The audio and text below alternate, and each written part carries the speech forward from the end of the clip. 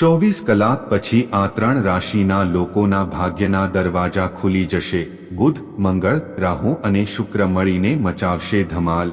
હા મિત્રો, હાલના સમયમાં રાહુ, મંગળ, શુક્ર અને બુધની ચાલ ખૂબ મહત્વપૂર્ણ માનવામાં આવે છે અને જલ્દી 4 મોટા ગ્રહોની યુતિ મીન રાશિમાં બનવા જઈ રહી છે, જે 23 એપ્રિલે મીન રાશિમાં મંગળના ગોચર કરતા ચતુર્ગ્રહી યોગનું નિર્માણ થશે। મિત્રો, માનવામાં આવી રહ્યું છે કે આ શુક્ર, મંગળ, બુધ અને રાહુની યુતિથી બનેલો ચતુર્ગ્રહી યોગ ઘણા વર્ષો બાદ મીન રાશિમાં બની રહ્યો છે। તેથી બુધ, શુક્ર, મંગળ અને રાહુની ચાલ કેટલાક લોકોને અપાર ધન લાભ અપાવી શકે છે। તો આવો મિત્રો જાણીએ કે મીન રાશિમાં 4 મોટા ગ્રહોની યુતિ બનવાથી કઈ રાશિના જાતકોને જબરદસ્ત રીતે લાભ મળી શકે છે। 1 નંબર પર છે મિથુન રાશિ। મિત્રો, મિથુન રાશિના જાતકો માટે મંગળ, શુક્ર, રાહુ અને બુધની ચાલ લાભદાયક સાબિત થઈ શકે છે।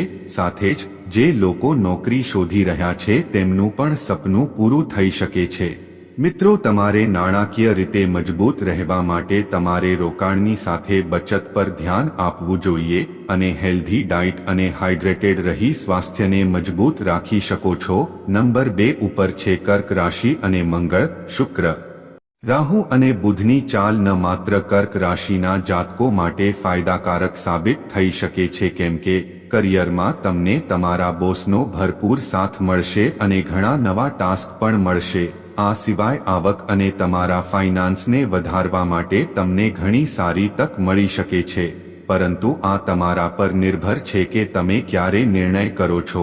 મિત્રો, રિસર્ચ કરી નાણાકીય દ્રષ્ટિએ લેવાયેલા નિર્ણય લાભકારી સાબિત થશે અને સ્વાસ્થ્ય સારું રાખવા માટે જંક ફૂડથી દૂર રહેશો તો સારું રહેશે। છેલ્લો નંબર છે વૃષભ રાશિ। મિત્રો, શુક્ર, મંગળ, રાહુ અને બુધની ચાલથી વૃષભ રાશિના જાતકોને ખૂબ જ મોટો ફાયદો થશે અને વેપારમાં તમને નવી તક મળી શકે છે।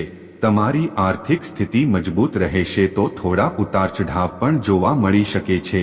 મિત્રો, જો તમે સમજી વિચારીને રોકાણ કરશો તો તમને ચોક્કસથી લાભ થશે।